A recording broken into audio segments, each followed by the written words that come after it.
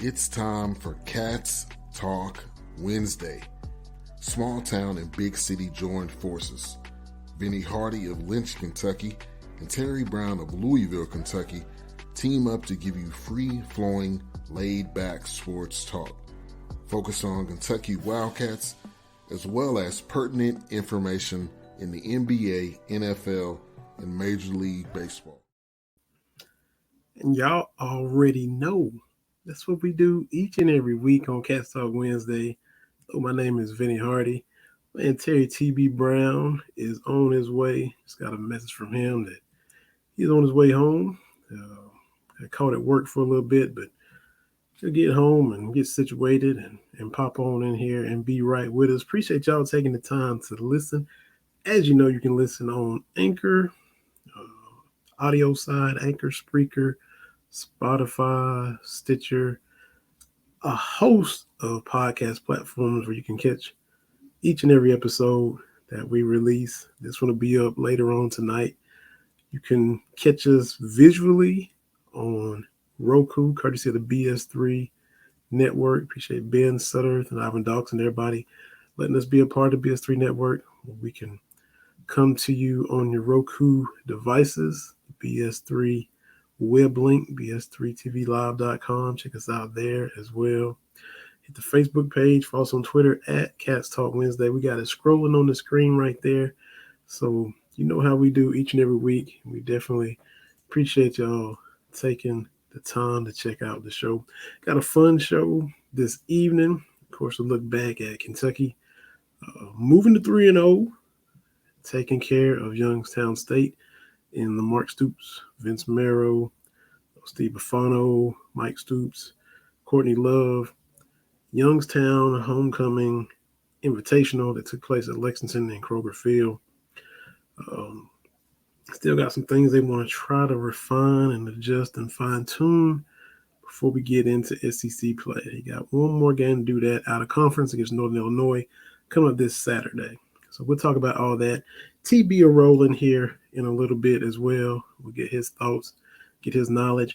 I might step up on the soapbox. TB will get on the soapbox, especially for those who listen to us for a while. TB will get on that soapbox every week for a long time.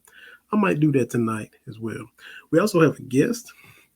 Talked about it last week and maybe a couple weeks before that. We got an author joining us tonight with a book that's about to come out in November. We got Kevin Cook, who'll be popping in here in just a few minutes. He's the author of House of Champions, the story of Kentucky basketball's home courts.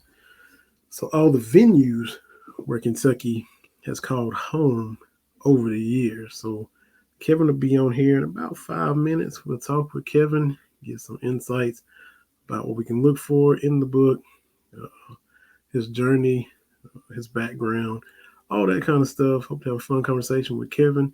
Just sent him the link. I was having some technical difficulties last week, which, it's always my fault. I found a way to technical difficulty up something. So Kevin already said he had the link, so he'll hop on here in a few minutes. So that will be a good, fun conversation that we'll be able to have with Kevin Cook. What was I going to say too? I can't remember. Anyway, appreciate y'all taking the time to check us out. Courtesy of Roku. Yeah, TB will hop on. Kevin Cook will be here. And y'all won't just have to be listening to only me going solo for very much longer. So everybody will be like, thank God. Thank God. I always appreciate bringing the show to y'all. Check out everybody else too on the BS3 network.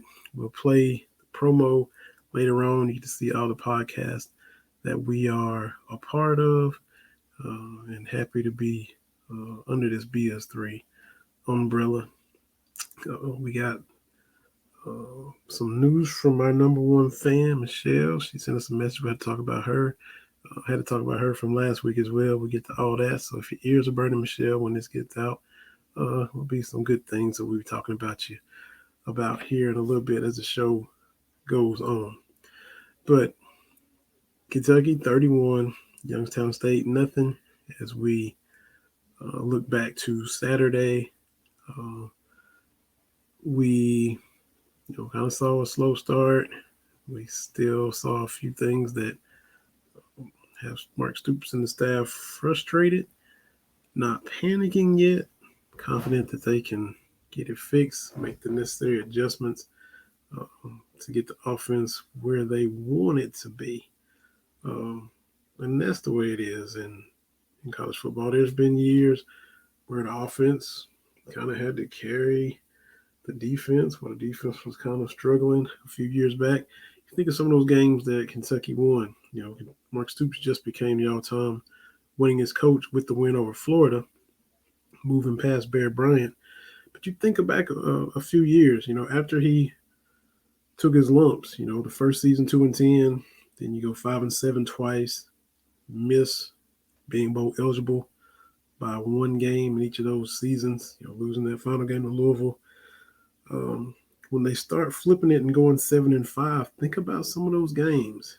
We just saw the video compilation showing highlights of each of Coach Stoops' wins since he's been here. Think back to that upset win at Louisville.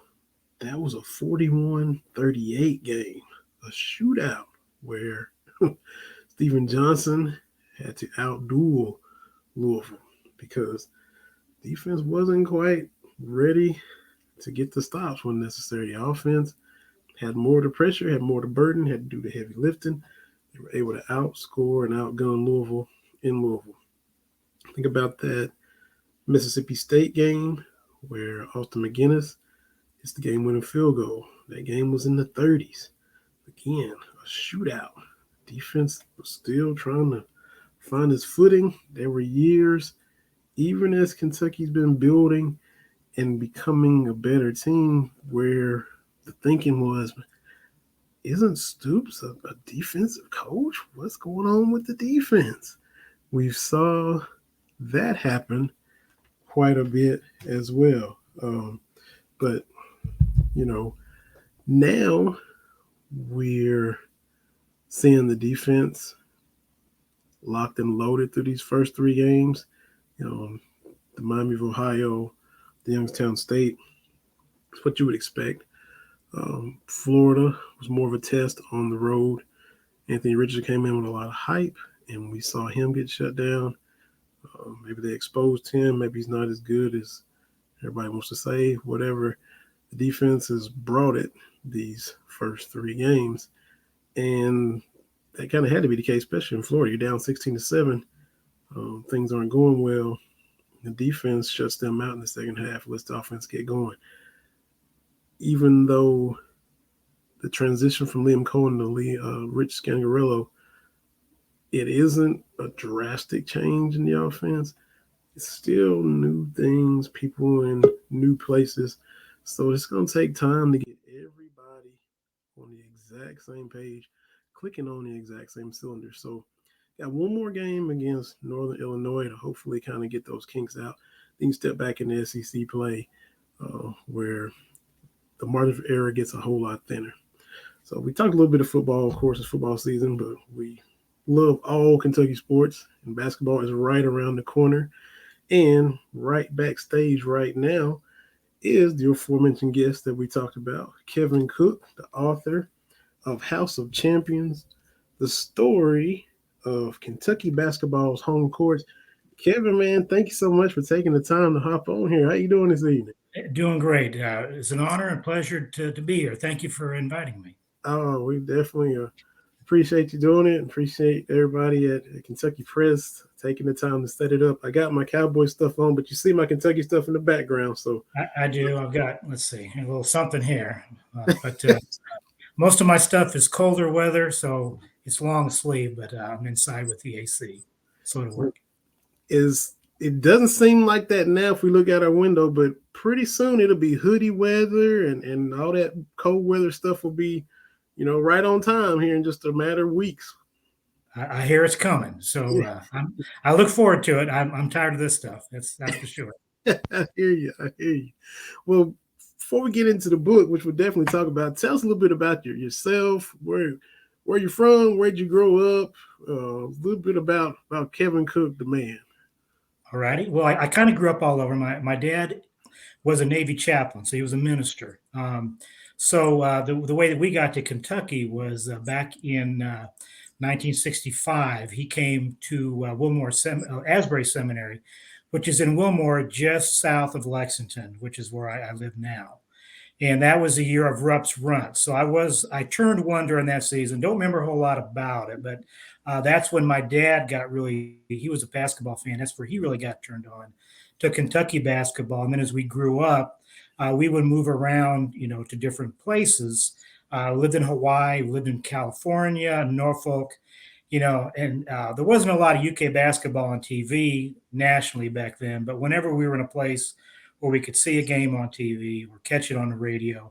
And then a couple of times we actually moved back here for a year or so. I went to high school here for a year.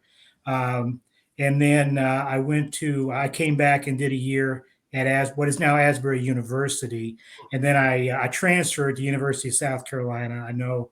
So I am a Gamecock. The only reason is that UK does not have Navy ROTC. So I had to go out of state to do that, or I would have been a UK Wildcat, but I did take one course at UK, so I am an alumnus technically. I'm in my day job is in sales. I have a degree in history, so I've lived back here for 20 years. I have a wife, 2 kids. One is a junior/senior at UK, and then that's my daughter. Then my son is a teenager, and he's ready to move on to the next stage of his life. But always been a UK fan, love the history of it, and I finally had the opportunity to, the reason that I got sort of interested in the UK arenas was everybody talks about, when fans get together, everybody loves UK basketball history, but they also love to talk about where they saw the games. And I looked to find there's really hardly anything actually written about those arenas like the Memorial Coliseum and Rupp Arena, little things. But so I thought an opportunity that something that was missing and want to fill that in. So with my love of UK history background, I was able to, find an opportunity to write about that. That is definitely unique for sure. So what was the first Kentucky basketball game you attended? When was that one? Okay. All right. Well, I'll fudge a little bit. You talk about Memorial Coliseum, which came before Rupp Arena. And I said we kind of would come back for a year or so. I came back when I was in the 4th grade, and that was 1974-75, which old timers will know. UK got to the finals. Kevin Greavy was a senior. Jack Givens was a freshman. Great team. So I did not see a game there. I did go to Memorial Coliseum to watch the Kentucky Colonels. So I did see a game in Memorial Coliseum. It wasn't a UK game. My first UK game was, that's a good question now. It might have been like early 2000s when Tubby Smith was here. I think they played. It might have been when they played High Point or something. But one interesting thing, I will say this, I was not there, but the rest of my family, when UK went years ago, they came out to Hawaii to play a game. This is when Kenny Walker was there. And my dad and the rest of my family, he was stationed in Hawaii. So they saw them play Chaminade in this little gym. And I had not gotten off of my college Christmas break yet. So I got home after that game, and I'm still mad I didn't see that. Or that would have been my first one out in Hawaii, which is kind of absolutely. So when you were moving around, living on both coasts, Norfolk, Hawaii, California, in little splotches of being back in Kentucky, even as a youngster, did you still kind of wish you were living in Kentucky then, or did it not really kind of phase you? I mean, you're a Kentuckian now, living back in Kentucky, right. But as a 6th grader, 8th grader, were you like, man, I wish we were back in Lexington? Well, I mean, I do now. Now is no other place I'd rather live. I just love people, love, everything about it. I'll be up to be honest. So growing up, if you're, there's some places I didn't care much for. Like we're in Hawaii, that was kind of nice. There for a few years, out in We were in Monterey, California for a couple of years. That's actually where that's where I graduated from high school, was Monterey. That's kind of in the San Francisco area. So I would say I really didn't long for Kentucky until I got older, and I appreciated it more then, where I spent more time there. So that maybe just be a kid thing, you just kind of like seeing new things, and then when it's time to settle down, what are the things that are most important to you? Yeah, it's weird how that works. We can't have perspective until you get it, and we usually don't get it till we get a little bit older. So yeah. Well, there was a time we came back for one little trip. It was like, man, I never want to live here. It's just, and then it completely changed. That was like when I was, a teenager at one point. And now it's like, well, boy, you weren't too wise back then. That's right. You know better now. That's right. Well, the book, like I was mentioning, House of Champions, I got my copy here. Definitely looking forward to getting into it. You guys do the same as well, but just some little nuggets that I going through it. Memorial Coliseum kind of channeled Vanderbilt's Memorial Gym, and from what the book says, all the gyms used to be that way with the benches under the basket, which is weird now, but I guess back then it was more normal. Well, it was in some places. I know, like from what I've seen old videos, I know like Duke Cameron Indoor Stadium, at least back in the '60s, had under the basket. Vanderbilt, did. Now the old alumni gym did not have the baskets. Did not have the benches under the basket. Alumni gym was before Memorial Coliseum, and it's still on the UK campus. It's now been turned into a fitness center. The whole inside has been stripped, so there's nothing that looks like a basketball arena. But I just say that because when the Kentucky Wildcats moved to Memorial Coliseum in 1950, that was the first time the UK had their bench under the basket. And I asked this, before he passed away, I asked Joby Hall this one time. I had the opportunity to talk with him. And I asked him about, well, why did UK do that? And, he wasn't really sure. And he, one of the thoughts he had was, well, the way that Memorial Coliseum is, if a lot of the sort of the box seats that they pull out are, those are the high priced, nice courtside seats, and maybe they didn't want to block the view with these tall basketball players.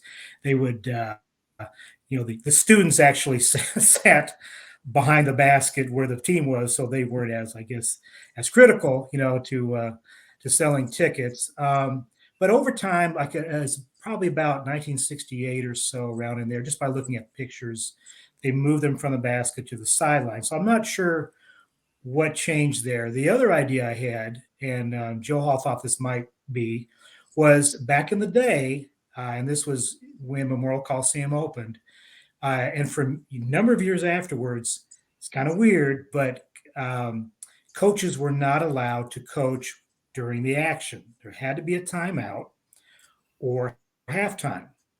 And so reading between the lines, Adolph Rupp would just shout out instructions when his team was under that basket. So he would choose like the second half that Kentucky would have the basket where the bench was, and then he could do all the coaching he wanted to.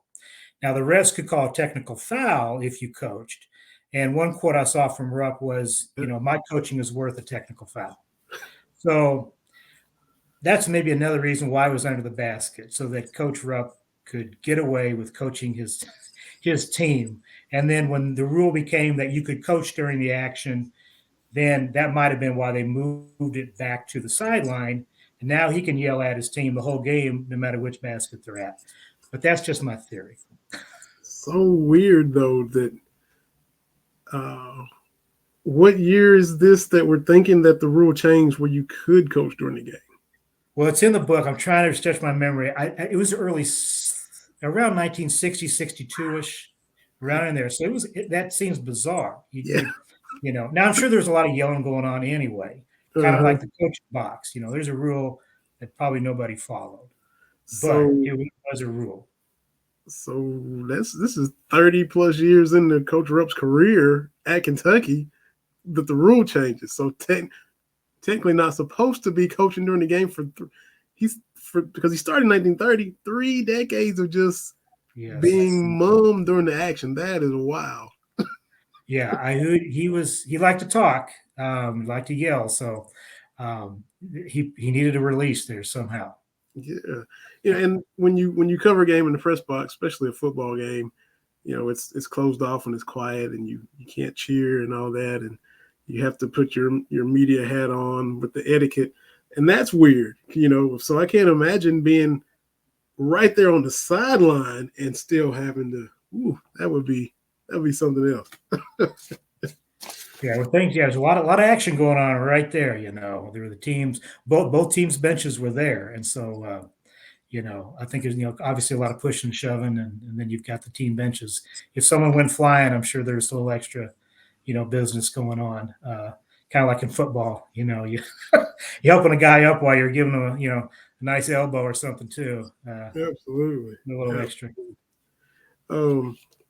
Now, who was your favorite player? Let's just get a quick scout report on Kevin Cook as well.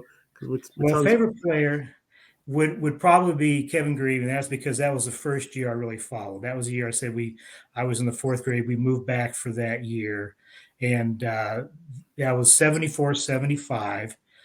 He was a senior, left-hander. My brother I'm right-handed. My brother was left-handed, so he really liked him because of that as well. And he shot. I mean, he never saw a shot he didn't like. Um, and he was just a gunner before a small forward, shot a lot of outside shots before there was a 3-point play, but he averaged about 25 points that year and was an All-American. So I'm sure I cried a little bit when they lost to UCLA in the finals, and that was Coach John Wooden's final game. And that's for us old timers, that's a sore spot because we feel that it was a little bit of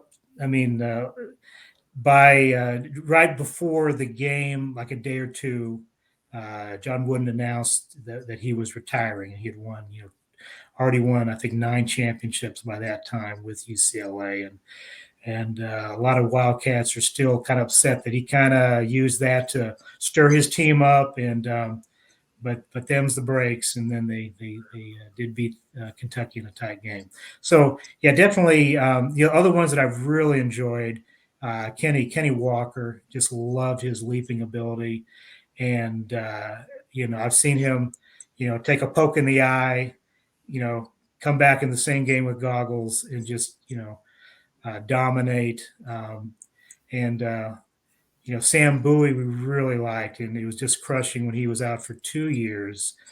Great center in the early 80s. And that's another hard loss. They lost to Georgetown in the Final Four.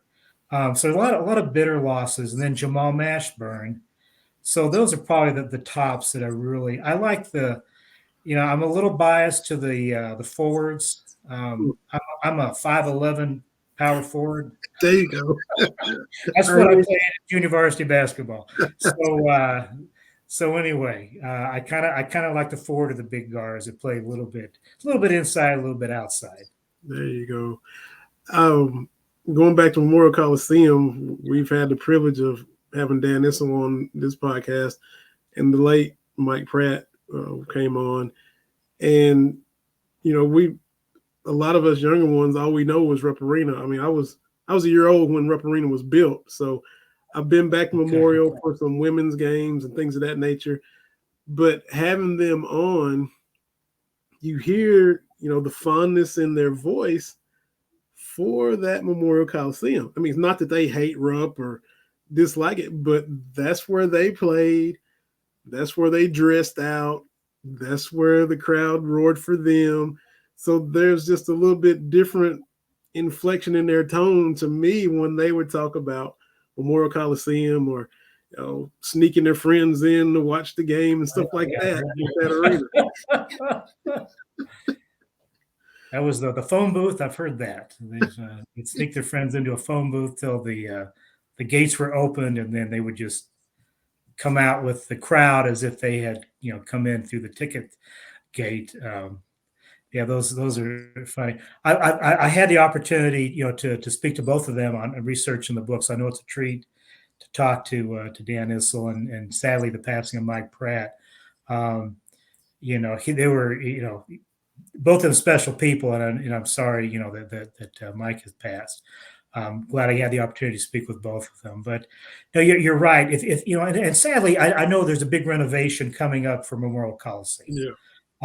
And that's it's gonna be good because it'll put it into the next century. It'll add air conditioning, which it Yeah. does not have, which is hard to believe. Um, but in a lot of ways, it is very much as it appeared when it opened in 1950. And um, just to step back a little bit, you mentioned Rupp Arena, which was opened in 1976. So, it's 45 plus years old. It's almost been Kentucky's almost played there twice as long. How about the men's team? Twice as long as they played in Memorial. And Memorial obviously still has the women's, has volleyball, gymnastics. There's a lot going on there. So those upgrades will be great. But what will be lost is if you go into Memorial Coliseum right now, that's the original seating, the original bleachers, the original pull down chairs on the other side.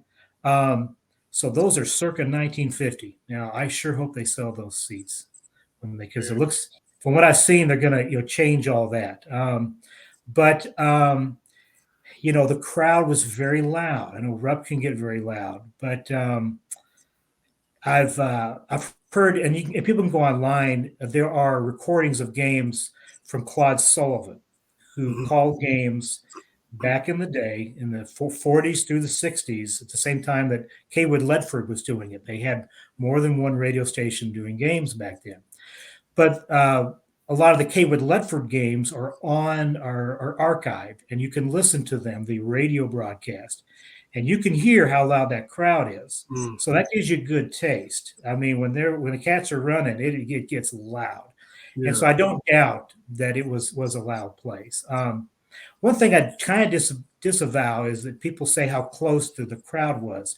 The reality is, if you go to Memorial Coliseum, it was also built to be a concert hall. So the sidelines are bowed out, kind of like a football field is. Yeah. So the sidelines, to be honest, are not close to, they're just not. But it still got loud. But when people say the crowd was on top of them in Memorial, probably more so at Rupp, the way it is. But another thing about Memorial is the reason it's called, and I didn't really grasp this, it's Memorial Coliseum. And it was originally dedicated to almost 10,000 Kentuckians that died in World War II. And there's a number of memorials to those people. And that's been updated over the years. It's been extended as a memorial to the Korean War dead, the Vietnam War dead, even up through the wars in the Middle East recently. And they have, I'm not sure about the newest numbers, but the original names are all hand calligraphied, handwritten by one professor. So that's 10,000 names that he hand wrote on these lists of names that are up the walkway ramps in Memorial. Depending on where you come into the arena, you may never go up those ramps. But if you have an opportunity for anybody, I'd suggest going down those and seeing the names of all the Kentuckians. They come from all 120 counties, and they're listed by county for the World War II ones. I had to look back at the more recent ones, but they're all there. So that's an important part of the history. So it's really a state building. It is a memorial for the entire state, and then it's UK's athletic playground as well. Yeah, I did. That was lost on me too. I just Memorial Gym, Memorial Coliseum. Okay, you just don't stop and think why. So yeah, that's enlightening in itself. That for a lot of people that will read this or hear you talk about it on the various interviews you've done promoting the book, for sure. When you did catch your first game there, when it was for the Colonels, were Pratt and Issel playing that day? Did you get to see them at that time? Okay, so this was 1970, March of 75. And I'll throw a little tidbit in here. This was actually, I think it was a Saturday. UK had just won.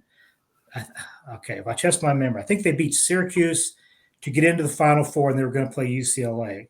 So over that weekend, This helps me remember. Everything's basketball dates to me.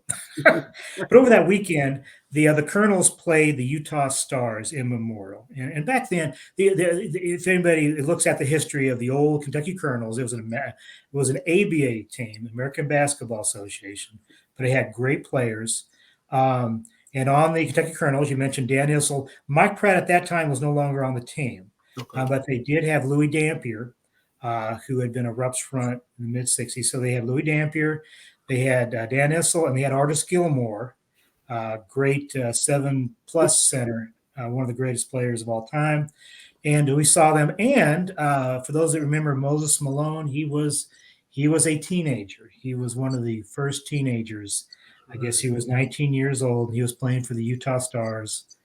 And that was very memorable. I remember we went down before the game. There was a youth league team exhibition, and a lot of the both players from both teams came and sat down low to watch the end of the game. So we went down to get autographs, and I know I've got Artis Gilmore's. I know that. I don't think I have. The other one I know I have is I handed a sheet of paper to Moses Malone. I knew who he was. He didn't. So he signs the paper, turns it over, and he signs it again. So I've got 2 Moses Malone autographs on one piece of paper. Wow. No idea why he did it, but I think it's pretty unique. Yeah, man, that is something else. Sure is. Just a couple quotes and promos for the book. Coach, you got John Calipari to endorse it. Every time I walk in the Rupp Arena and look up into the stands, which are always full, I am reminded of the incredible opportunity I have been given to lead the Kentucky basketball program.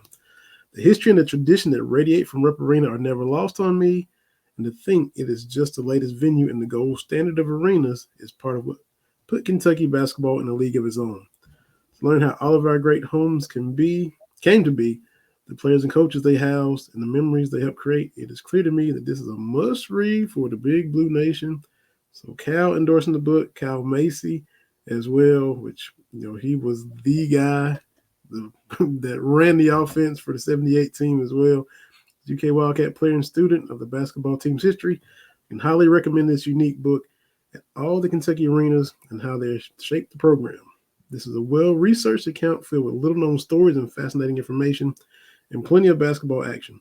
A must-read for all basketball fans. So, yeah, you definitely got a lot of the little-known stuff in. You, did a lot of digging, and you just went at it from a completely different angle than a lot of people did. It's really unique. Well, I hope so. So I guess if you had to summarize it, it would be like half of a UK basketball history. It's the home half, but tried to show what I wanted. There's a lot of basketball in it. That's the foundation of it. But as I wanted to understand and find out, I'm trying to help folks also understand why these arenas, why they were built, how they were built. What was going on, in sort of government, were there resistance to it? And there's some interesting things on that as well. But also how they, affected how would they affect the way that the team played? Back when they moved into Alumni Gym, that court was twice as big as the little thing that they had been on before, which is in, it's Alumni Hall now, is what it's called. I got that right. And that's now a dance studio. It's so these buildings are still there. They used to play in Buell Armory, which some folks may know on campus as the Army and Air Force ROTC building. So all these buildings are still there. They're quite different, but they haven't been torn down. So that's kind of another interesting thing about it. And one thing I also try to do is take at least one game from each arena, going back to the first one back in, they started playing in Alumni Hall in 1903 through moving into Alumni Gym in 1924. So those are all different places. There's all these different home courts they had. And I try to take at least one game from each and do in those chapters, do a sort of you are there fans perspective of taking you back in time, trying to recreate what it was like to go to a game, taking a specific game, talking about everything from, what it was like to be in the crowd, how you got your ticket, where you sat, what the court looked like, how the game progressed, what the cheers were. So that was another thing, trying to give people a taste of what it was like, say, to be in Memorial Coliseum for a big game, and why people have such, so many good memories about it. And it goes up through the opening, the very opening of Rupp Arena. It does not go through the whole history because that's so long that would take another volume. Yeah. But I get to the opening and the first few games and the dedication game, and but it'll give you, I think, a good taste of Rupp Arena and why it, how that came to be. That's a fascinating story all in itself. For sure. The section on Adamstown, talk a little bit about that, the African American community there in Lexington, and why they kind of look to that area as far as setting that part or selecting that land there for Memorial to be built. Right. Well, that's gotten, I say, a lot more attention in recent years. There's now historical markers that are giving tribute to Adamstown recognition, also to Pierre Whiting, who was a custodian, longtime worker on the UK campus. So he was sort of a bridge between the Adamstown, which was historically black community, which sits on where Memorial Coliseum sits there now. So that, I try to cover that, fairly thoroughly and honestly. What was going on was the original UK campus was expanding, and all along the what is now Avenue of Champions, which originally, if you go further on the whole, it's called Euclid Avenue.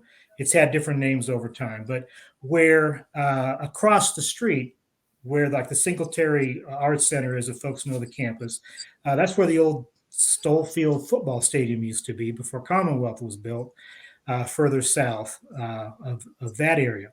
So all along what is now Avenue of Champions, you had Alumni Gym, the old basketball arena.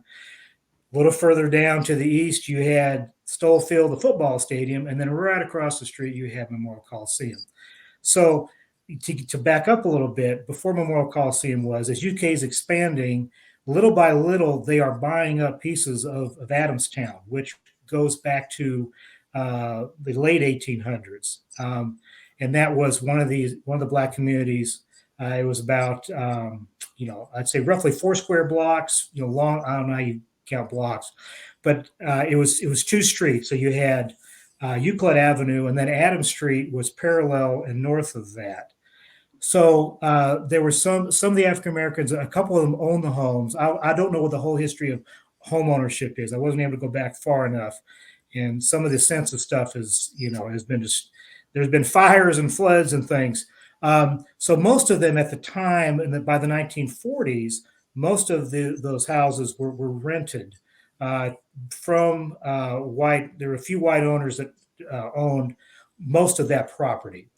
So UK was looking for a place to build Memorial Coliseum. So what they did was they went to the owners, and that land, they sort of surveyed different land. They felt that was the best place. They already had on that side of the street, but further down, they had a fraternity house. They had women's dormitories. They started to sort of buy up that neighborhood little by little over the years.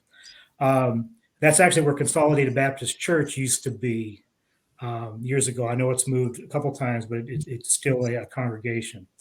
So what they did in the mid 40s, UK then started to buy the property, and they were giving the black tenants time to move to other places. So it seems to be, obviously you don't have much of a choice. You've got to move, and your neighborhood is going. So all of that neighborhood was eventually, when all that land was sold, then it was, all those houses were demolished.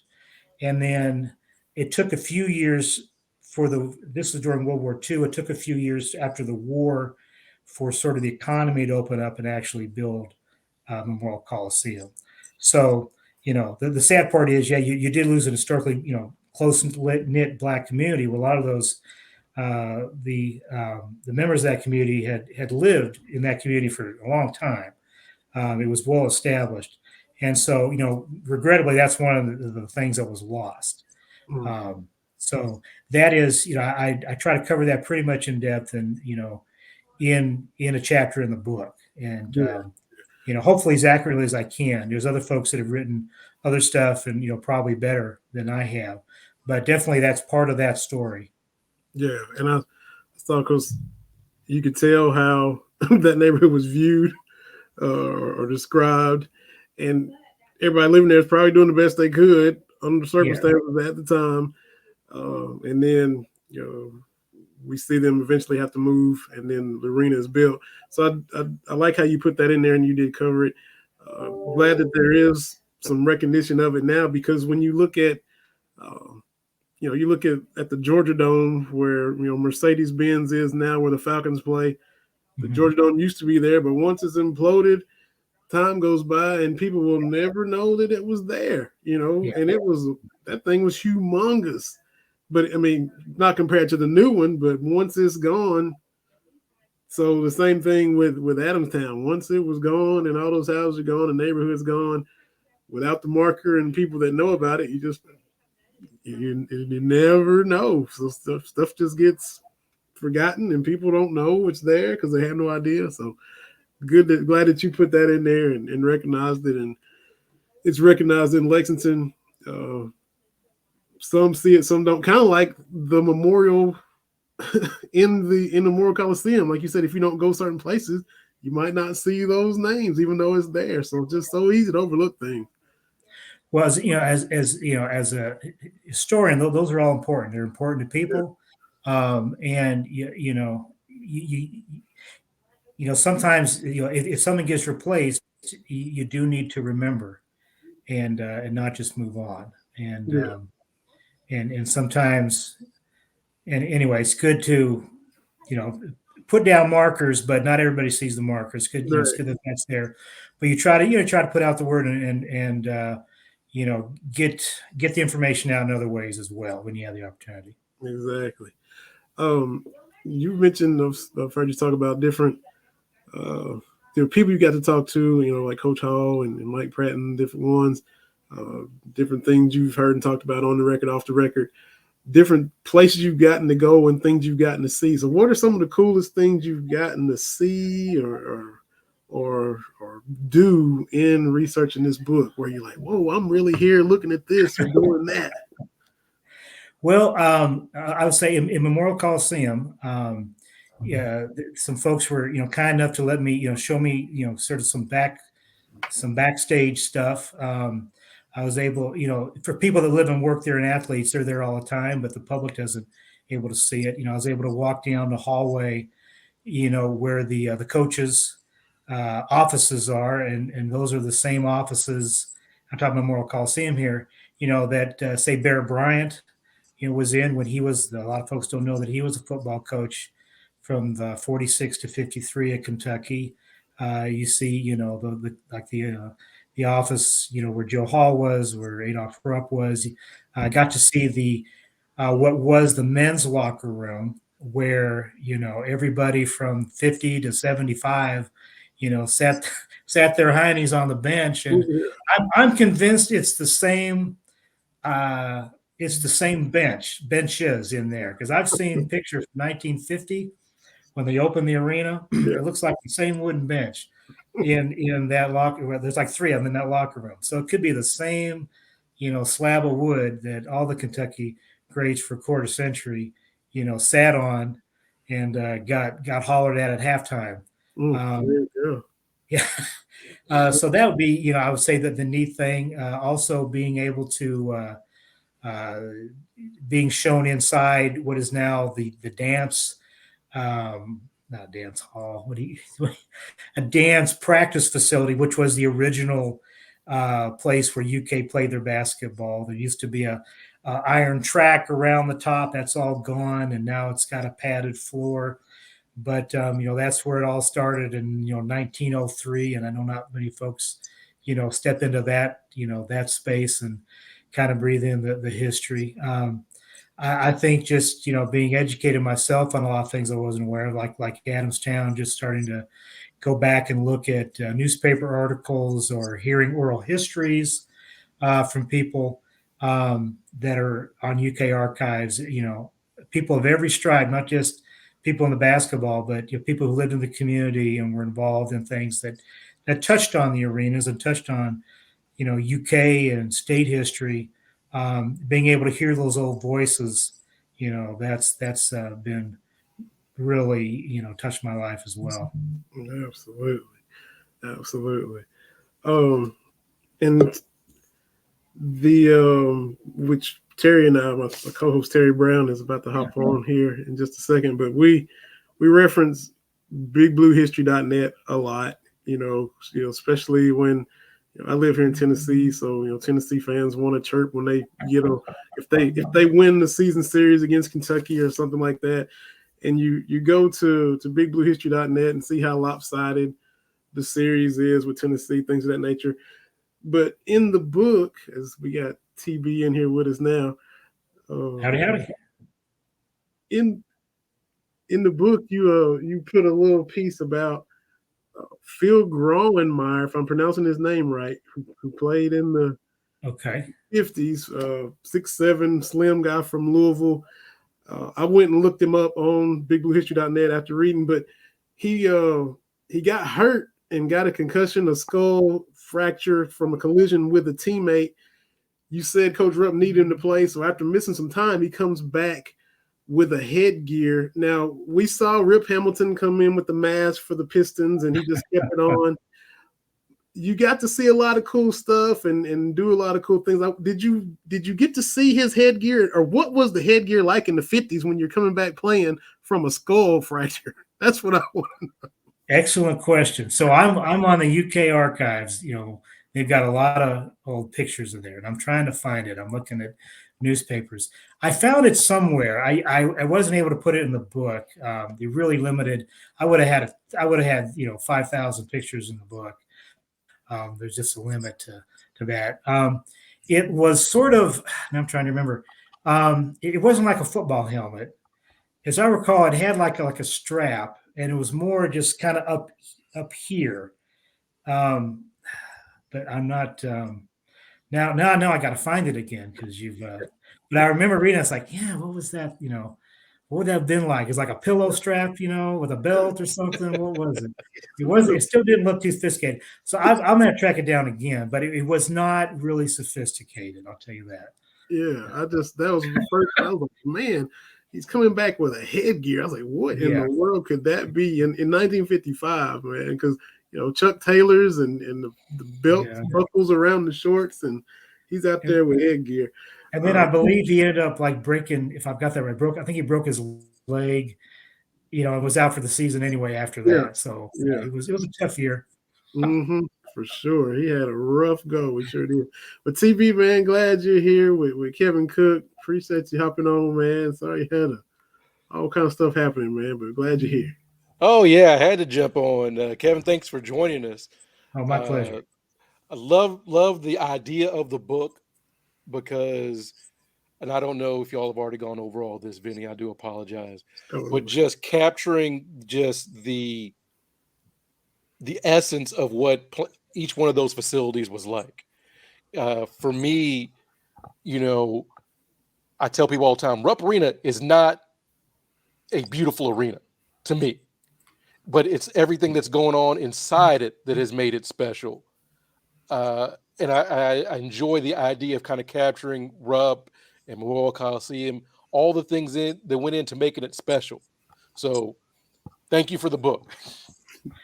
Well, it's my pleasure. No, and I would think, I like baseball, and there's been a lot of books on baseball stadiums, but not so much on, say other sports. There's starting to be some out there, but they say the new timers, especially the old timers, like to talk about the teams, but also the places where they saw, they experienced those sports games, and there just wasn't hardly anything written about Rupp Arenas, the articles here and there talking. It meant a lot to people, but there wasn't a lot written about those. So I felt there was a place for that.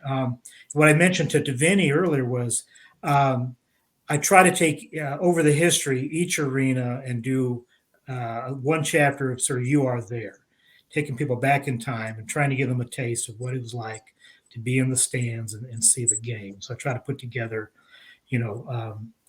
newspaper, everything there is historically accurate, and try to put it all together and kind of put someone in the seats. What was it like to go to a UK game, and what was the game like? Playing under the rules at the time, and they were quite different over time. Right. And what I like to do is, Vinny knows, kind of juxtapose what Kentucky basketball is, and I always compare it to Gonzaga, right? People make a big deal because Gonzaga is good now, and the commentators, look what they're doing in Spokane, Washington. And my whole thing has been, Lexington, Kentucky, Lawrence, Kansas. These places didn't happen by accident, nor was it ordained that they would be blue bloods at basketball. You have to go back to those 40s and 50s. What were they doing then to lay the foundation for what we have now? And I think you're capturing that, what it was like as a fan to go, right?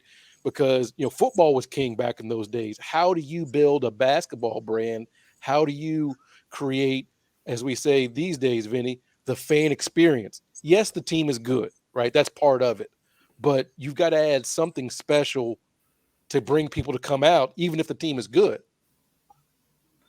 Yeah, and it's not easy. I mentioned a little earlier, Bear Bryant coached at Kentucky for 8 years, had amazing success, and then things, for the most part, fell apart. Until you get Mr. Stoops coming along, Right. decades later. So it's not easy to maintain. So as you say, a dynasty is not. I think the fans have to, they have to demand it. And so that if something isn't working, the school will make the change. They won't just say this is good enough. But it is hard. It's only a handful that have, had a basketball dynasty, since the 40s or 30s. And I would say, Kansas, North Carolina, and Kentucky. Everybody else has been hit and miss, or they haven't been, that long. Oh, absolutely. Yeah. Absolutely. Yeah. And I like it. I think back to I think it was Al McGuire that was talking about Kentucky basketball. He said they had it before you, they have it during you, they'll have it after you're dead and gone. And the picture of your book right here, it accentuates that. Look at them jumping center, and look at all the SEC championship banners. And this is back in, this is still Memorial Coliseum where it's been played. This is in the 70s. And look, SEC championship, the 1949 championship banner is here. And so Al he nailed it. This was, and for people, I'm 40, about to be 45, people my age might want to say, well, Pitino turned it around. No, young people now, Cal turned it around. No, look, this was going on way before any of us were here. And the Absolutely. picture on your book, I mean, you couldn't have got a better picture to just drive home that point. Well, thank goodness for that picture, because that is the best picture I could find. It fits the best. So I'm glad it was somebody took that one, because that is, I think, the best one for the cover. I got it epitomizes everything. And House of Champions says it best. Yeah, just says it best. Talking to folks of other teams, and I think they kind of see Kentucky fans as being greedy, which I think to some extent we are, but we're used to championship, Kevin. It's like you just said, the fans demand it. We had a slight aberration with Billy G, but we rectified that.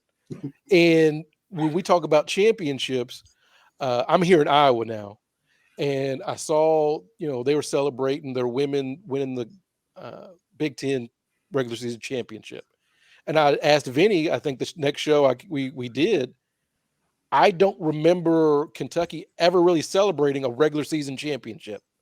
It was kind of like, Kentucky's won the 1996 SEC championship.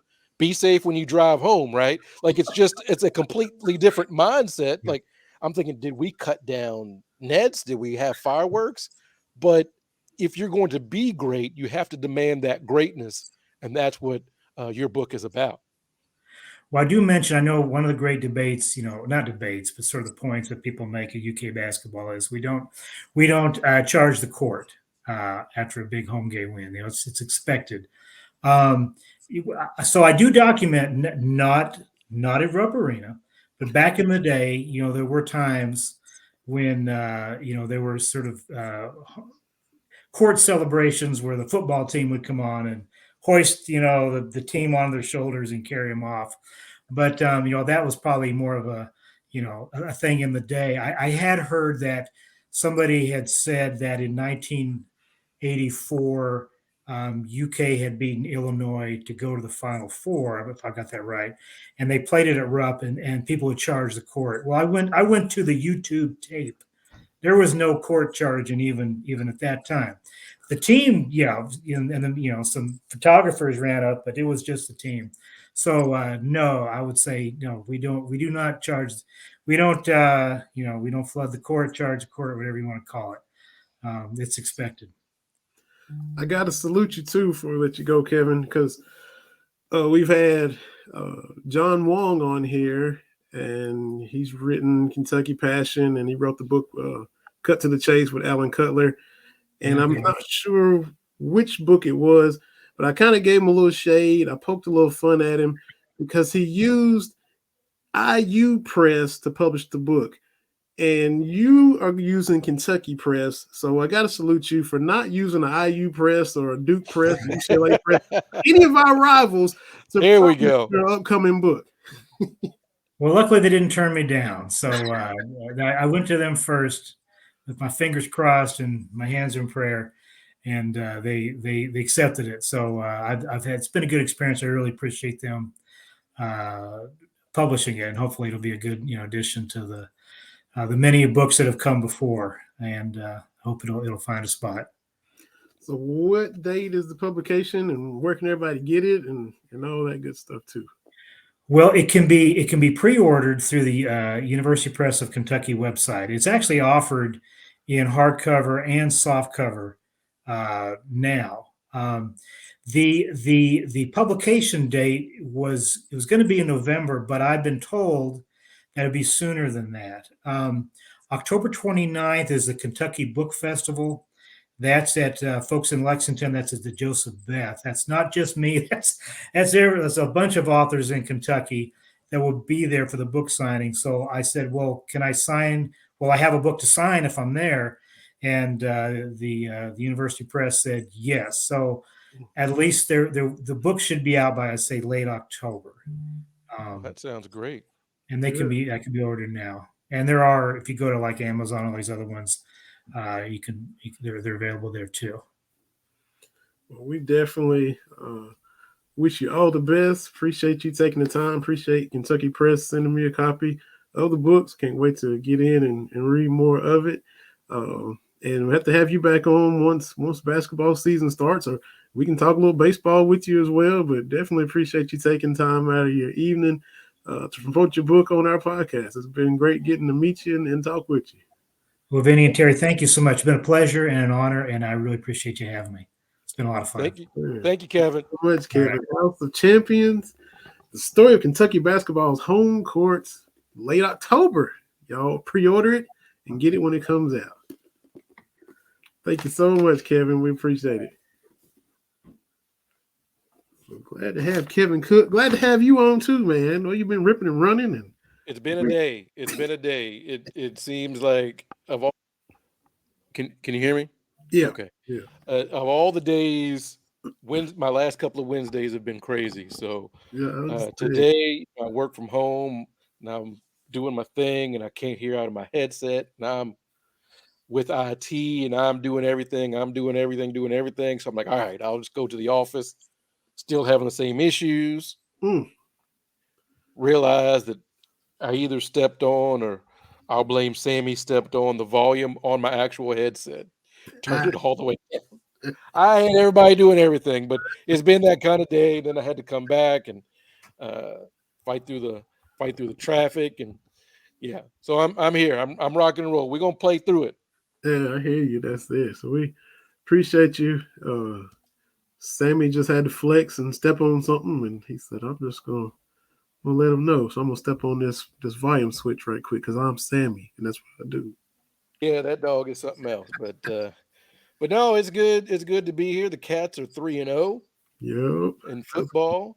The volleyball Cats are taking some lumps, Yeah. but Yeah. they're playing a murderer's row. I mean, that's just top 10 team after top 10 team.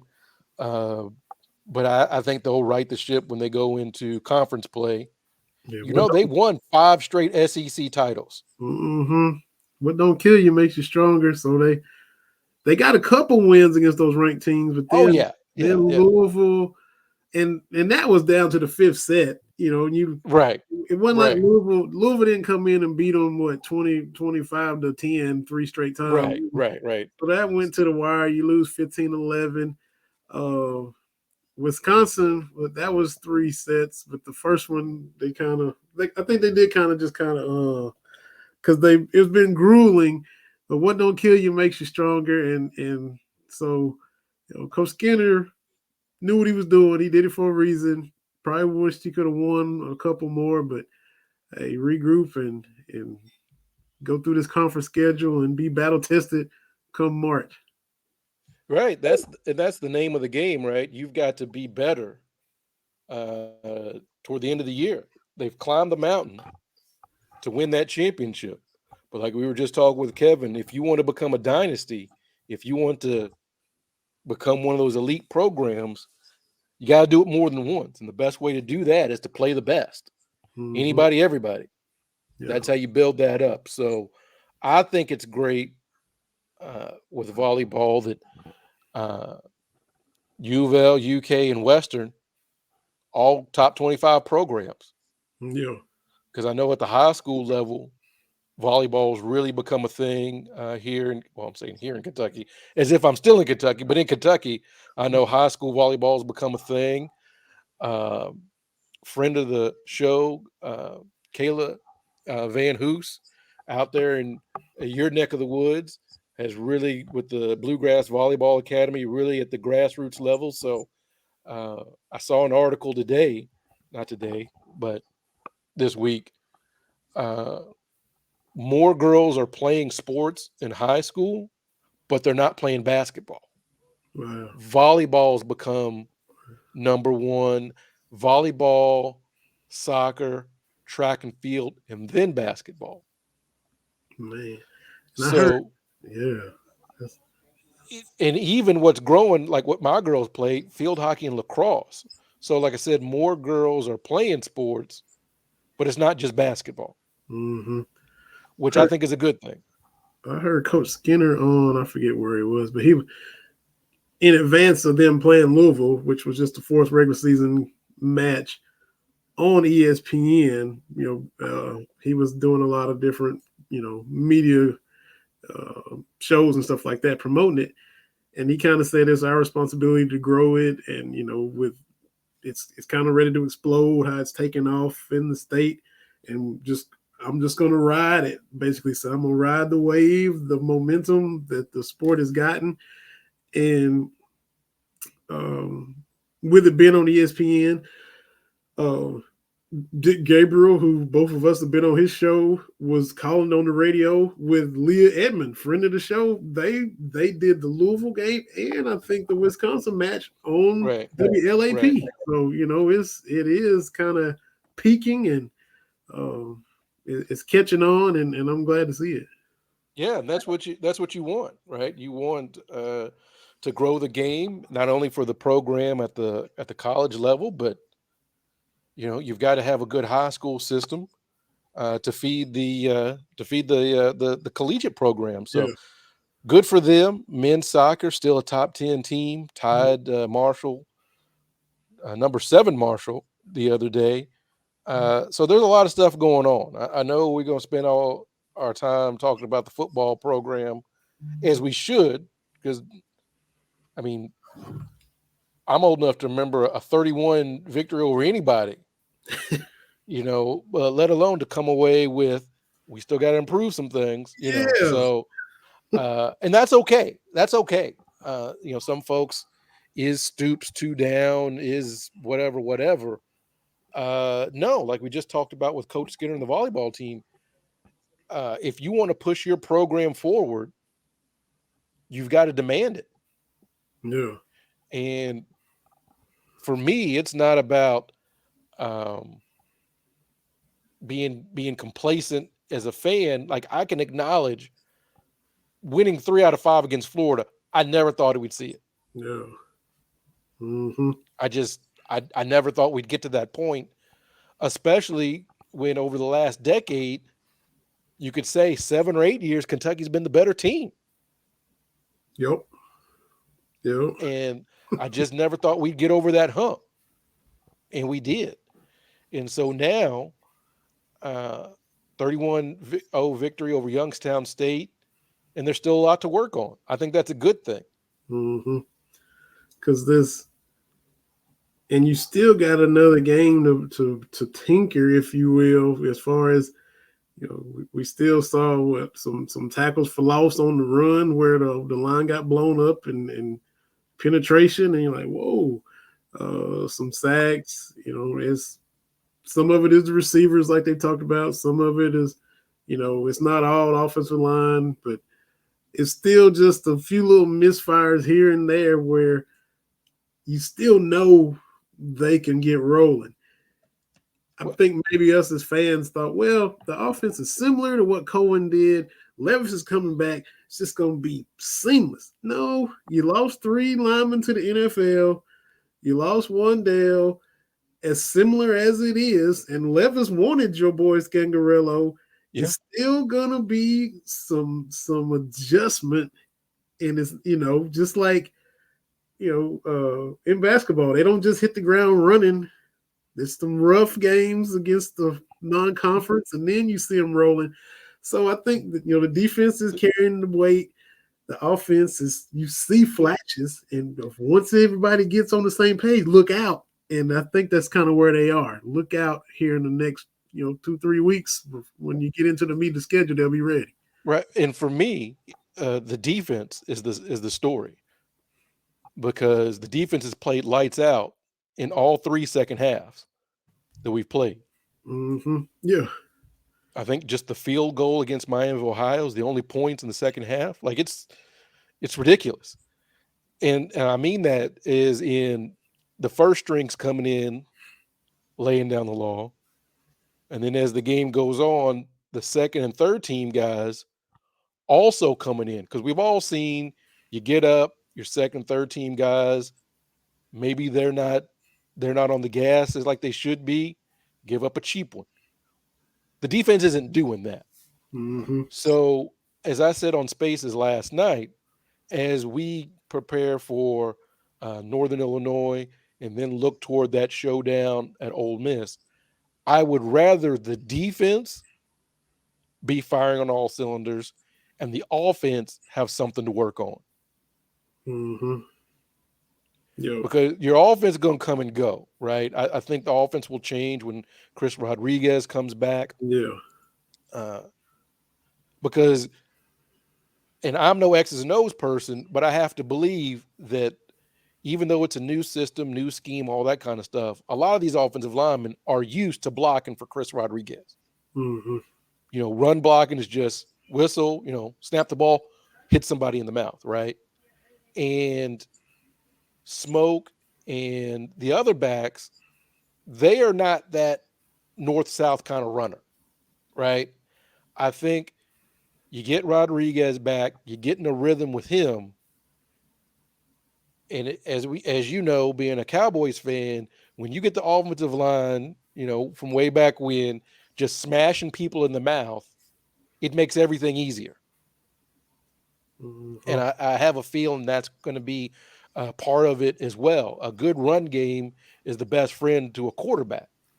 And so we know we've got the talent on the outside with Tavian Robinson, Dane Key, Yeah. Cousin Barry and Brown. Yes, sir.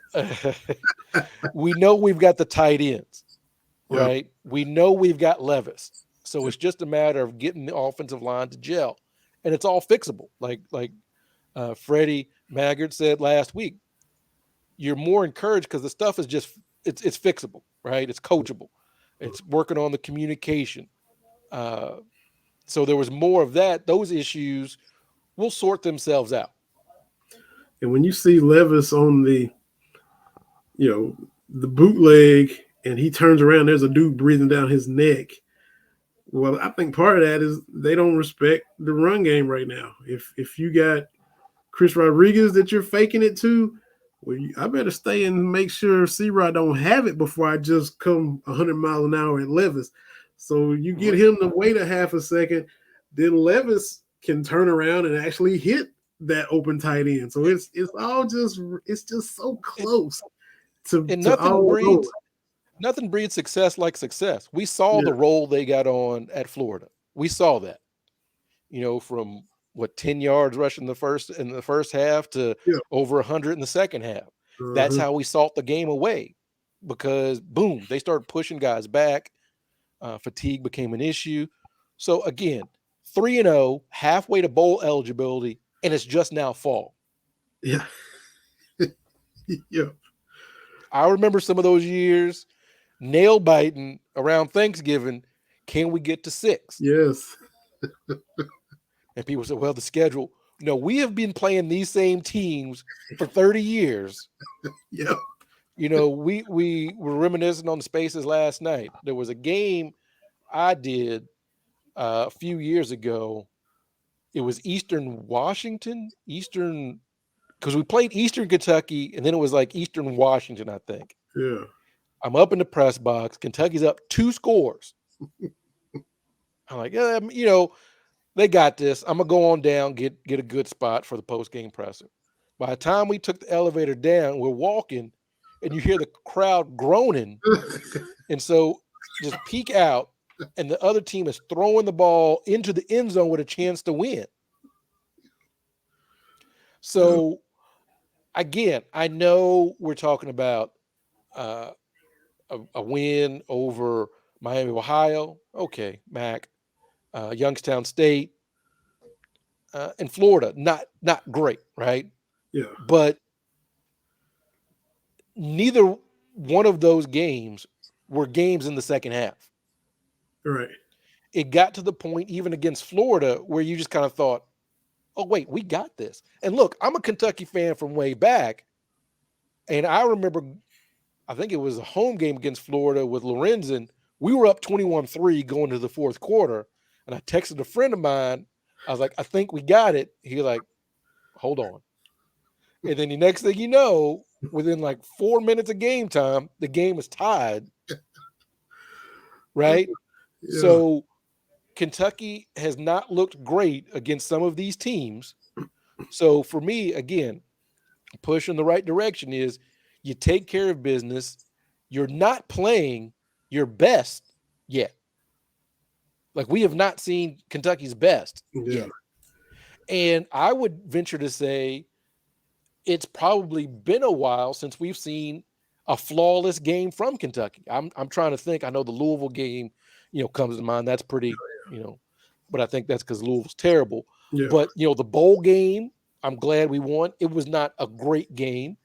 And to me, that's the sign of where are you as a program? Right? When you and I were in school in the 90s, a lot of things had to break right for Kentucky to be competitive. And again, I'm not bashing those folks. Love A. White, love Van Hiles, love all those dudes, right? Love Mo Williams. But again, a lot of things had to go right for Kentucky to even be competitive in a lot of those games. Mm-hmm. The other team had to give the 6 turnovers and different kinds of things. There was the Tennessee game when Peyton Manning, I think, he threw 2 or 3 interceptions. It was Billy Jack Haskins that year. And that was a close game that Kentucky was in because Peyton Manning wasn't regular Peyton Manning. My point being, we can downplay what we've seen. And you take it with a grain of salt, the 3 games that we've played. We will probably be 4-0 headed down to Oxford. Mm-hmm. But you can still win. You can still acknowledge the opponent. And you can still say, I'm feeling pretty good about this. Yeah. It's okay to say that. It's okay to acknowledge that. What kills me are these opposing fans that don't understand how polling works. Kentucky number 8. Who they played? Like who? Then the same thing. Who's Georgia played? Look, I get it. The rankings, whatever. But this is the way it's been done, right? This is the way it's been done. We have seen teams be ranked in the top 10, play substandard teams, win, and move up. That's not unusual for Kentucky. Like, we have seen this forever. But as we turn the calendar to October, that's when you start separating teams. You can only be a fraud for so long. Yeah. You can only, unless you're Iowa football, you can only MacGyver your to 10 wins. Right? You can only do so much, but especially when you're going through the SEC. So we will see. That being said, I'm still confident to go down to Oxford. I'm still confident to go to Knoxville. I'm still confident wherever we're playing South Carolina and Missouri. I'm still confident about those games. I really am. Yeah, the Georgia game is going to be a beast. I give you that. But as I've said from the off season, you and I have talked, I will be little s surprised if we beat Georgia. That's where we are as a program. Yeah. And I said before you and Kevin came on, we've seen years as Kentucky's building.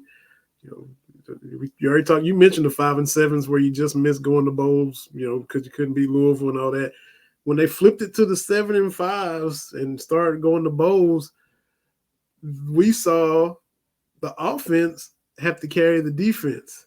That upset win at Louisville was a 41-38 game, a shootout, because Kentucky couldn't stop Louisville. Steven Johnson outgunned Louisville. We saw the game where they beat Mississippi State, where Austin McGinnis kicks the kick.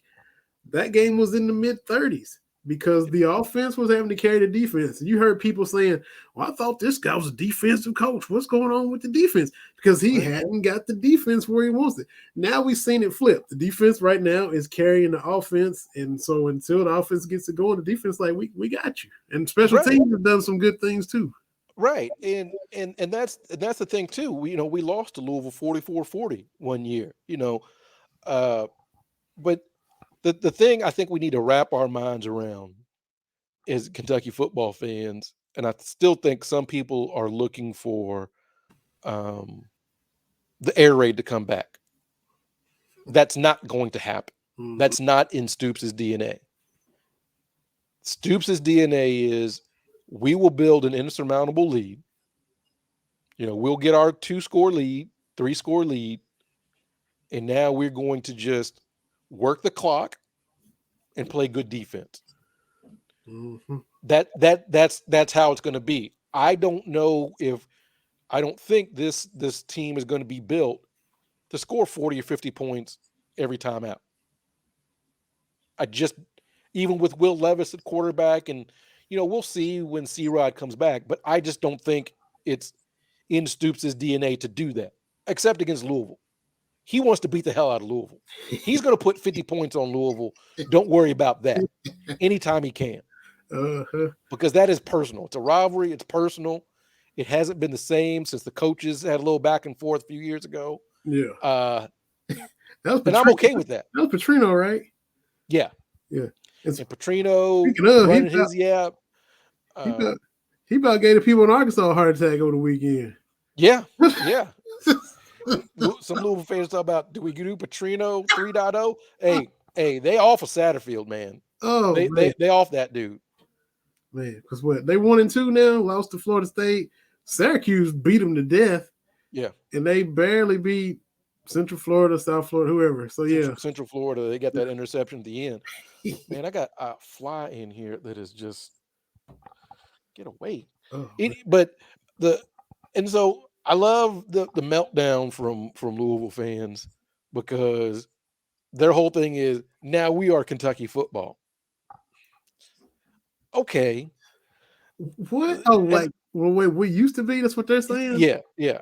Because they were good for decades and we were bad for decades. And I always scratch my head, Vinny, because I'm born and raised in the city of Louisville. I grew up a Louisville fan. Everybody in my family, till I came along, got degrees from Louisville. And so I'm thinking, for decades. Now, I'll give you the Orange Bowl, the Teddy Bridgewater team won the Sugar Bowl, Heisman Trophy winning Lamar Jackson. I'll give you that. But decades, that's doing a lot of work. We just coming up on now one singular decade that happened, right? The Yes. Orange Bowl it's been 10 years. 07. So we had 15. And I know they beat Alabama in what was that, the Fiesta Bowl in 87, whatever that was. But my point is, stop saying decades. Stop it. Just stop it. Yes, you've had a really good program here for last 15 years. Stop telling me decades, because I've been here. Because what was Louisville? I mean, give you credit. Tom Jackson went to Louisville, but what was that program when him and Ernest Givens was there? What was the program? Look, man, wasn't doing nothing. I grew up where if you got to fill up on gas, you got general admission tickets to Louisville football. And look, I tip my hat to them. I've done it before. I'll do it here again. Going from that no man's land of being a football independent to being in the ACC. No matter what we think of the ACC, it's still a big time player here, right? So I tip my hat to Louisville. But that being said, stop pretending that it's been decades upon decades upon decades. It hasn't been.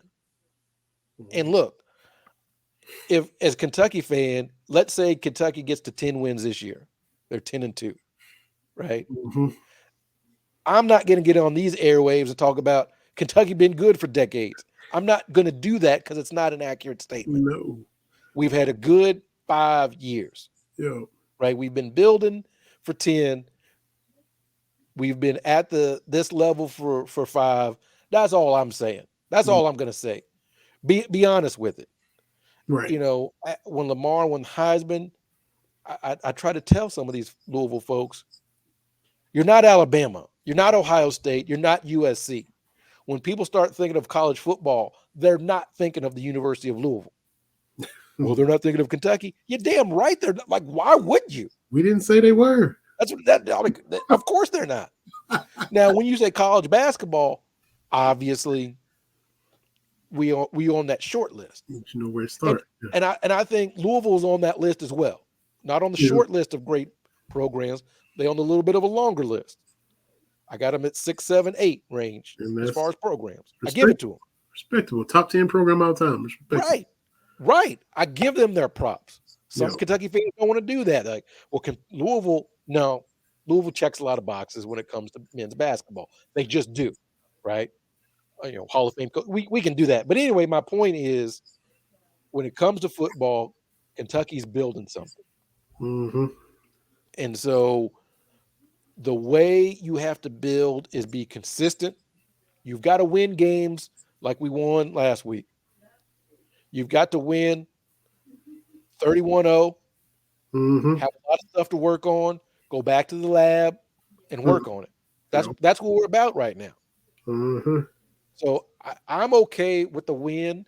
I think, if you're looking for something to nitpick, there's always going to be something to work on, right? Like even the games your team wins, there's always something that you could look back and say, yeah, they could have done something different. But,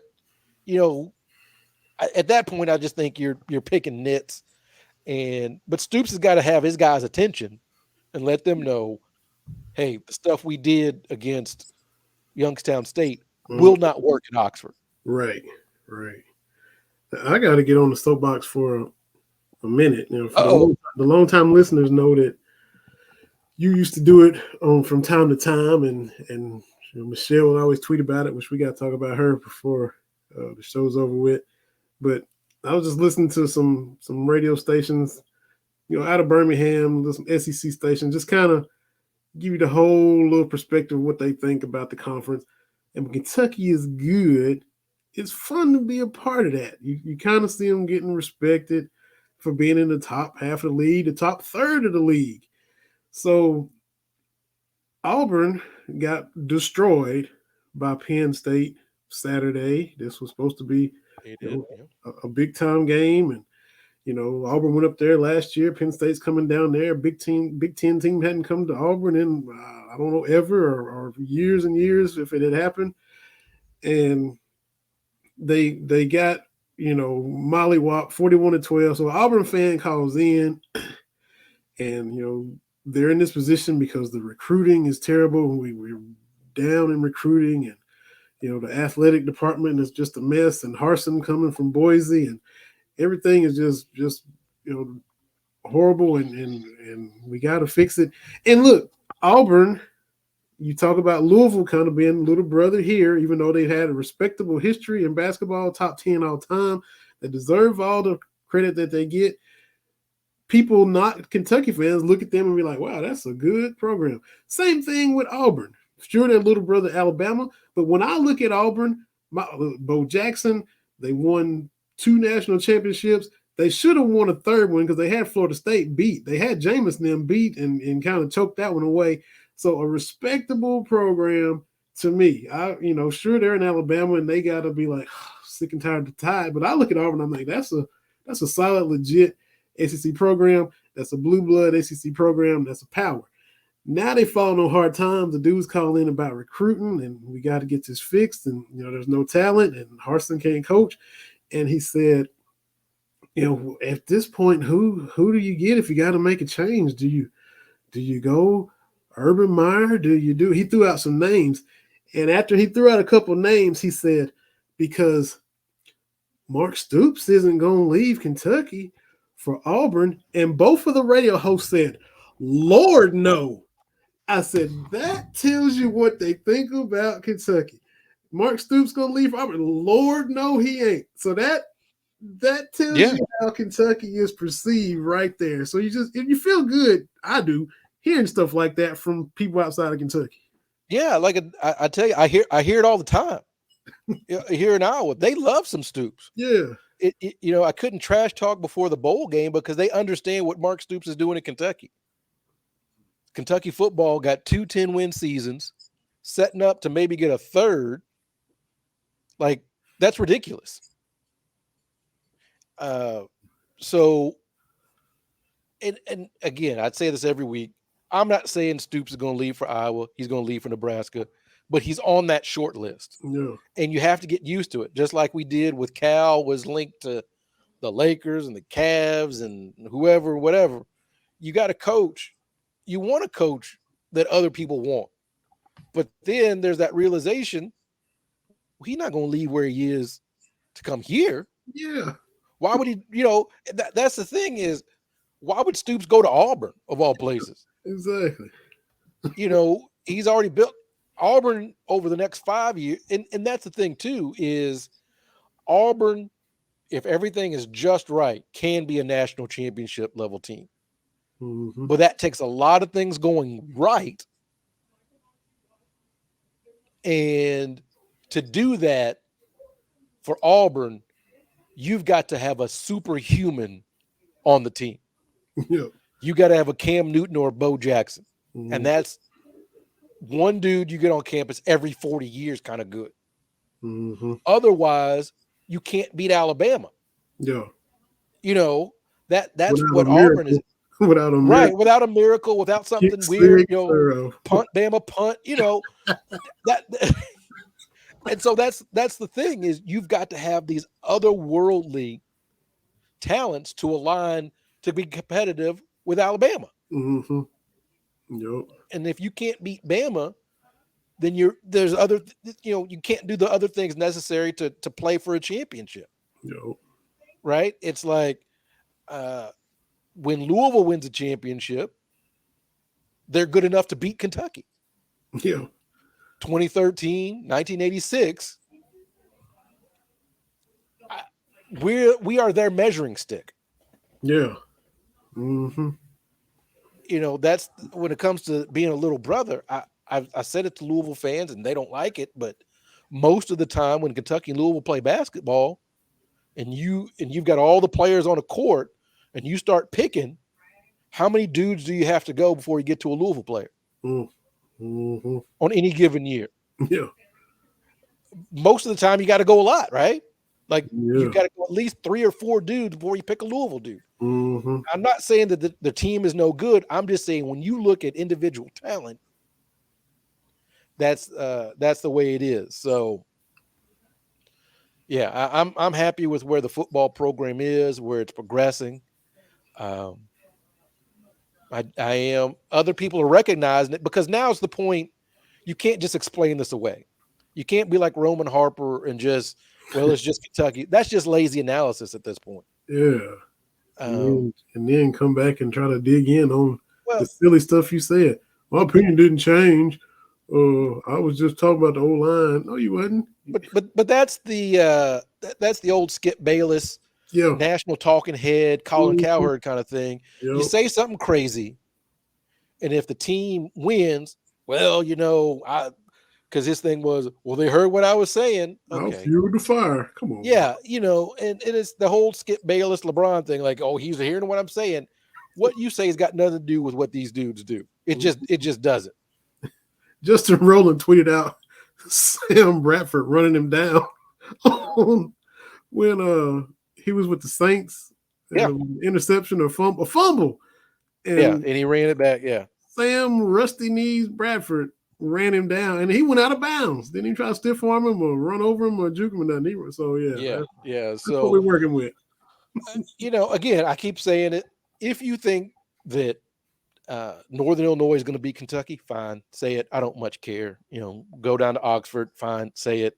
But your reasoning can't be because it's Kentucky. We're beyond that point. Yeah, we're beyond that point now. Talk about, I don't think they can score enough points. They look shaky on the offensive line. Okay, that's analysis. But don't give me, well, it's Kentucky. We're beyond that now. Yeah. We're beyond that in the SEC East. Right? We're just beyond that. 3 of 5 against Florida, 7 of 8 against Vandy, against Missouri, against South Carolina, and 2 and 2 against Tennessee. Okay, we're beyond. It's just Kentucky. We're beyond that now. That's just lazy. So, but it's not lazy. Jimmy G is back, baby. Oh man, feel sorry for the young fella. Yeah, I saw the highlight, and so I was like, man, all that right back where they were. But y'all did stomp Seattle, who beat Russell Wilson the previous week, and hey. At least you know what you got. Well, and here is in the 49er verse. Okay, Jimmy G was not healthy last year. His thumb and I think his left shoulder, but really the thumb on his throwing hand was not okay. Mm-hmm. So yes, Trey Lance getting hurt, that changes a lot of things. However, a healthy Jimmy G, with everybody else being healthy, went to the Super Bowl. Mm-hmm. A not healthy Jimmy G got us within 3 points of another Super Bowl. Mm. So I've told you, I've tried to talk myself into Jimmy G. I'm not going to do it, but it's like, we got this dude. The team loves him because you and I have seen plenty of teams that win in spite of their quarterbacks. We've seen the little snide things people say. I've not seen that, and I combed through a lot of San Francisco media stuff. Mm-hmm. The players love Jimmy Garoppolo. Right. Like, we can make jokes, we can do whatever, but I think he does enough of those little things right. He blocks on runs. He's not afraid. I hate to bring up against Dallas. He's not afraid to keep the ball and fight. And so I think that goes a long way. Like, I don't think he's one of those prima donna quarterbacks. Number one, because you can't be, because, if you are limited, you can't walk in like you're the man, right? But they love him. And with the defense being healthy, and if Jimmy G, I said on the show at the end of the year, at the end of the season, if the quarterback play improves 10%, I'm okay with it. Yeah. If we just get 10% better, Just Mhm. one passing touchdown in the playoffs. Let's make it 2. Yeah, that's You real talk. But as I hate to so, say it, that's real talk. so the window is there for this team to win now. It's built like that. They got a lot of young guys on cheap contracts. So now is the time, right? For all the, I think, kind of mishandling of the Jimmy G, which turned out to be a pretty good Yeah. happenstance. The 49ers have drafted well. A lot of these dudes that are balling out are late draft picks. My dude, George Kittle, was a 4th, 5th round pick, right? So again, 2 weeks into the season, there's not an NFC team. I'm like, I don't want to play those dudes. Yeah. So why not? My Everybody in your prayer, division's 1-1. Everybody's right, already, right, and my prayer is come the playoffs, we again play the Packers and beat the Packers. Nothing would bring me more joy than to beat the Packers and Aaron Rodgers in the playoffs 1, 2, 3, 4 for a 5th time. So, and that's what a lot of the 49ers fans are saying. Everybody got jokes about Jimmy G. You know what though? A lot of folks lost to Jimmy G in the playoffs. God, that's true. So all these people having these jokey jokes. Has your quarterback been to a Super Bowl? Has your quarterback been to another championship game? And so I can't say that. So and most 49er fans are like, you know what? This would be perfect if we could get to the Super Bowl with Jimmy G this year. This would be outstanding. I know there's a lot of games to be played between now and then, but it's just kind of like, for all the talk about how terrible Jimmy G is, and even some 49ers fans have gave up on him, this would be great if he could put together a Pro Bowl season and take this team to the Super Bowl. Hey, I'm speaking it into existence. After last weekend, you can't rule anything out. You had teams thinking they had wins, and look at the Cardinals, how they won. Man, look how the Jets won. So why not? I mean, I don't want to see it, but why not Jimmy G have a Pro Bowl year? Anything can happen. Right. The tweet, I love this, that comes up with Kyler Murray. He runs around like a toddler that stole his parents' phone. And when you watch it, that's how he runs. But, there's been flashes. I'm glad that I was rooting for your Cowboys to beat the Bengals. Look, I do not like the Bengals. I'm just going to be up for I don't like the Bengals at all.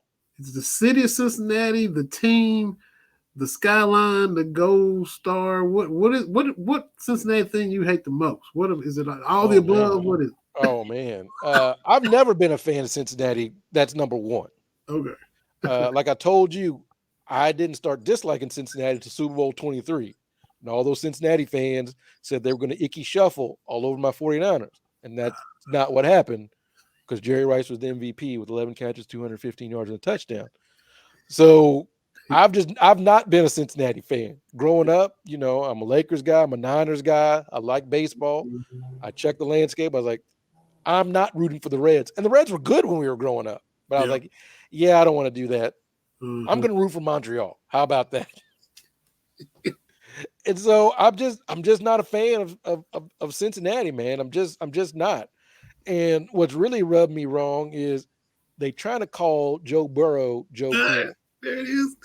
They was talking about that Sunday after we sacked him 15 times, and they were still, can Joe Cool lead them down the field? Which we tried to give it away, but they still was throwing out the Joe Cool references, even with them 0-1, and eventually going 0-2.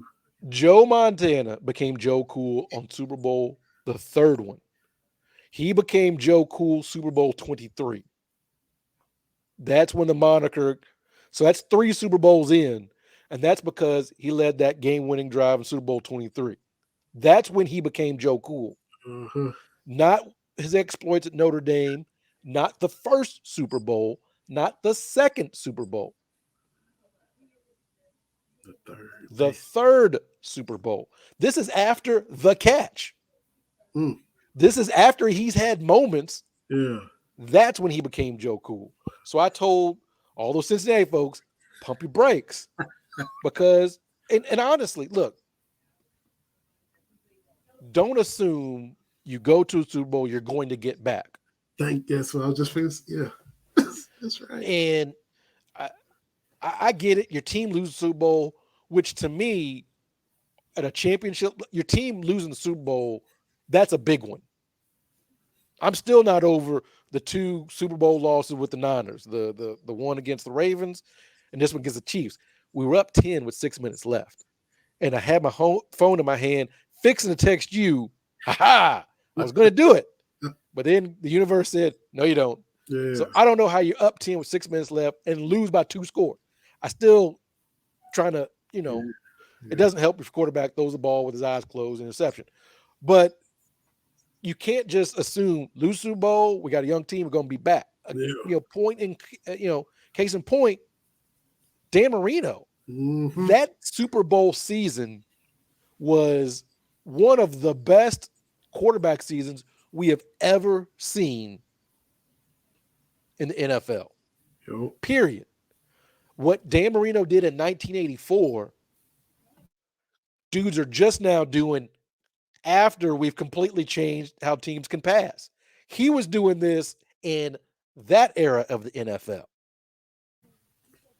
Insane. And it just never jived. That secret base on YouTube had a whole thing, why Dan Marino didn't win. It kind of goes year by year, and it's just little things, injuries, you name it, you just don't know. Can't assume. So you can't assume that you're going to be back. That's what changed my mindset on the whole Jimmy G thing was like, or, as being a 49ers fan, like, man, of course I want to win a Super Bowl, right? But then I look back and I'm like, okay, in the last 10 years, went to a Super Bowl with Cap, went to a Super Bowl with Jimmy G, played in 3 more championship games. That's 5, getting to the Final Four 5 times in 10 years. That's not bad. Yeah. I don't know what it's like for my team to lose Super Bowl because they ain't been since 96. So yeah, I can't speak to that. It's rough, man. It was the one against the Ravens. That one hurt because we were throwing into the end zone to win. Yeah, that one was brutal. That one we were down. Then Beyonce turned out the lights, she did, which was excruciating because I'm like, get the game on, But throwing in with a chance to win, I could taste it. Taste it. And I was like, oh, yeah. That was brutal. But then being up 10 to losing by 11, I still can't my mind's still trying to wrap my head around that. But when it comes to Jimmy G, I'm okay with it. I'm okay with him being back. Love the NFL. As you said, a lot of teams. The Ravens, I don't know why they're not paying Lamar money. Pay him 2022 money, because when it comes to down the road in 2 years of 2024, the price is only going to go up. Mm-hmm. And I get it. You all don't want to go in, and we're not going to let the Browns set the market. Run that man his money. Yep. Pay that dude. Mm-hmm. He did everything he could to win. Yeah. But then Tua showed out. Yes. Reminded us when he's healthy, oh, y'all forgot about me? Mm-hmm. And with Tyreek Hill, I heard a lot of people say Tyreek Hill ain't going to be able to do nothing in Miami. Woo, buddy. Tua with that lefty. Woo, buddy. Yeah. I ain't seen a lefty slinging that like that since Steve Young, baby. So. Yeah. And Miami Buffalo this weekend. Yeah, Buffalo. Ooh. That's going to be, Yeah, and I do feel for Titan fans, but I don't. Y'all I don't. Y'all done tied your hopes and dreams to Ryan Tannehill. That's what they get. That's what they, and hopefully the Raiders can come in there and make them 0-3, because the Raiders should have won Sunday. But whatever, shake that off, Las Vegas. Come on into Nashville and get you another W, because I don't feel a bit sorry for the Titans fans, because it ain't as bad as the Vols, but I'm sick of them too around here. So and Tony Delk, who is a Niners fan growing up before his home state had a team. He was texting me after the Titans lost. I said, "You 0-1 and still talking trash about the Cowboys. Y'all lost to the worst team in our division. Y'all lost to Daniel Jones, and you texted me." I said, come on now. He said, Right. "Well, Saquon had the game of his life." I said, "Well, y'all let him get off. Don't whine to me, Titans fans, about nothing. You let this a rookie coach in his first game ever came to Nashville and beat y'all. I don't want to hear it, Titans fans. Why they have a new coach? Because they were the trashiest team in the league last year. So they got a new coach. First game, he comes in there and outcoaches Mike Vrabel. So I don't want to hear it, Titans fans. Don't come crying to me about nothing." And I said this, my man Wu-Tang Dave, he's a Titans fan, and they got Derrick Henry. But my only caveat is, yes, he is a dominant back, but we have seen dominant backs before. Yeah. And there's that whatever that career carry number is, and I don't know it off the top of my head, but there's always that drop off. Yeah. Whatever it is, 1,000 carries, whatever, you know what I'm talking about. There's that barrier that backs hit. So yeah, he's looking good, giving it to him 40 times a game. But this is what y'all did to Eddie George. Yeah. And Earl Campbell back when y'all was in Houston. Right. There's that level or the number of carries that backs just don't have. Happens to everybody. Right. Some sooner, some later, but right. You hit that wall, and as a running back, it's a steep decline. Yeah. You're not going to be as a quarterback. You can get by a little bit because you got it up here. We saw it with like Drew Brees, saw it with Peyton Manning on that last Super Bowl run. Yeah. We're kind of seeing that with Tom Brady, where you can get by a little bit longer at those positions, but not at running back. Mm-mm. You can't lose a step running back, because if you lose a step, you're not getting to the line of scrimmage. That's it. So, but I don't know who's winning what in the NFL. You can't write these scripts, just 2 weeks in. Is Philadelphia Buffalo going to be the Super Bowl? No. Let's calm it down. Buffalo looks good, but don't forget about Mahomes. Yeah. Mm-hmm. He making that stuff look really, really easy. Without Tyreek Hill. Yeah. Yeah. So I know you are hoping for the Eagles' downfall. Yes. And their schedule kind of easy right now. They got the Commanders and a bunch of weak teams coming up. And they got Kirk Cousins in prime time, so pump your brakes. Y'all want to be mad at who broke the quarterback market? It's Kirk Cousins getting guaranteed money. Yeah. That was threw everything out of whack. Like, if he were guaranteed this, what? Yeah. Anyway. Yeah.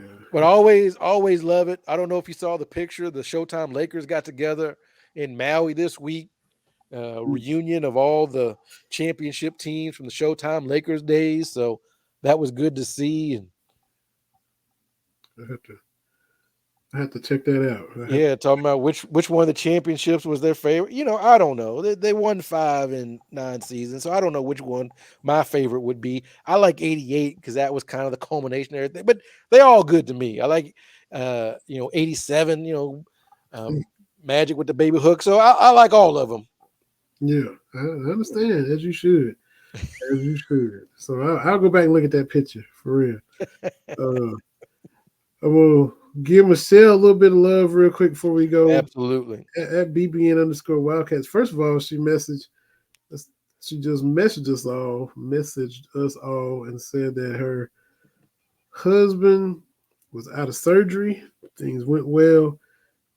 She may not be able to get to see him tonight. It's been a long day, but his heart is good for another 50 years. So thanks for the thoughts and love. I need a drink. So Michelle's always sipping on something as she listens to us. Absolutely. And we appreciate it. So glad that her husband is doing good and the surgery went well. Prior to that, she tweeted at us last week, and she's biased, which is fine because she's listened to every episode we've ever done. And she said last week's episode was in her top 5 with Freddie Maggard and Tom Leach. She said that jumped up That was into fun. her top 5. So she was giving us love for that. And so we're glad that her husband's doing good. And I'll just say this, TB, I'll have to text you, but next week's show is loaded. I'm gonna have to let you know. We got 3 guests already, and it might be 4, but it's loaded. All we right. got a lady that's she covers Ole Miss. We gotta get a little perspective from, because we'll be going into Oxford next weekend. Right. So about that. Got a celebrity friend of the show that's supposed to be coming back, so I have to tell you about that. It's loaded, so y'all tune on in. And, Y'all make me excited. we have with to all this have stuff. a lot of fun next Wednesday, but we had a lot of fun this present Wednesday.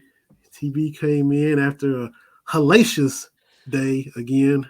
Crazy. Every Wednesday I got stuff going on. I'm like, man, I just want to come back and relax and do the show, but real life is what it is. So we doing good out here in the plains, man. Yeah, glad to hear that. Thanks again to you. Thanks to Kevin Cook for coming on and talking about House of Champions, the book that's coming out next month. Appreciate getting to chop it up with him. Absolutely. And appreciate everybody that's going to listen to this or watch on Roku or however you want to consume it. Follow us on Twitter at Cats Talk Wednesday, and you got our Twitter handles here on the screen. So appreciate everybody checking us out, and we'll be here next Wednesday doing it all again. Hope to be talking about Kentucky 4-0. Hope to be talking about the offense clicking a little bit better before we go down to the Grove. So for my man TV, this is Vinny Hardy with another episode of Cats Talk Wednesday. I will hit this outro button that'll say thanks for watching, because we definitely appreciate y'all watching. Absolutely. We thank you. Here we go. Peace out, y'all.